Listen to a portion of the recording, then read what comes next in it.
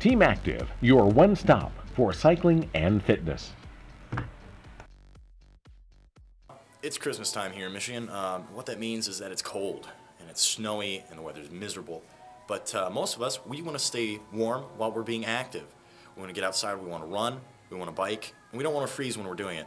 So let's go over a couple pieces of clothing we can do to stay warm and stay active through this winter season. Now, the first thing you're going to want to put on to stay warm is a base layer. Essentially like long johns for your body. And the most popular one we saw that is the Patagonia Capline series. Now, because you're going to be active, you're going to be running, you're going to be cycling, you're going to be sledding, what have you, you don't want it to be too heavy. That's why the midweight Capline 3, which is actually what I'm wearing now, is the most popular choice because it's still going to trap that body heat close to you. It's going to keep you nice and warm. It's also going to let sweat to breathe out. It's not going to be so heavy that you're going to get dehydrated and overheat.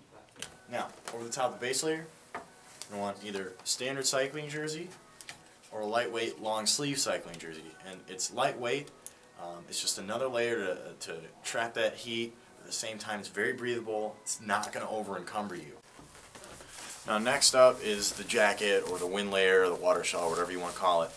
You do not want a heavy jacket. That's stupid. Most people think that you're going to get really cold, you're going to freeze your butt off, but that's not true because you're going to be active, your heart rate's going to get up, you're going to start sweating, and you're going to die in a heavy jacket, so that's stupid. But what you do want to do is get a wind or water shell.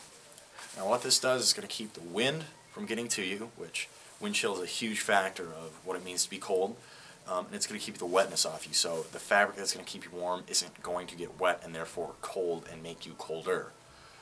Now, legs are a lot less complicated than your upper body because cycling, running, hiking, walking, the thing that's moving the most is your legs. So most of your waist heat is generated in your legs. So basically all you need, cycling tights, it's going to insulate, it's going to keep you warm, and your favorite pair of cycling shorts, just throw those right over the top and you're good to go. Next up is your extremities, your hands and your feet. Now just to forewarn you, this is probably going to be the hardest thing to keep warm because blood does not go to your fingers and your toes nearly as fast as it does any other part of your body. So, as for gloves, I like the LG Super Prestige. You can see here it's kind of a crab style glove, but this is removable. It's a windscreen. It's going to keep your fingers out of the wind and the water, and below it is a standard glove.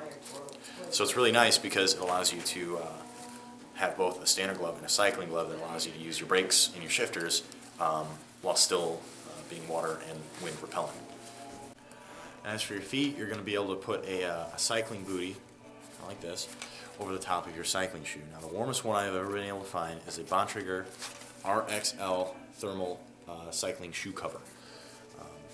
Basically it's waterproof and windproof, but at the same time it's also thermally lined, and you can see that there.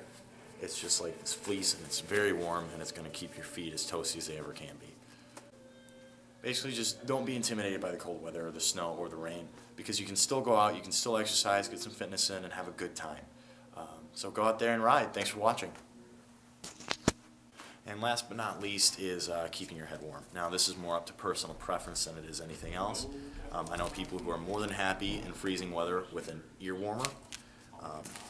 I, for one, like to use a lightweight Maclavica. Now this is going to cover everything from your neck to your mouth to your head and the back of your head. It just goes over. And then the skull cap, which is going to easily fit below your helmet and keep your head warm.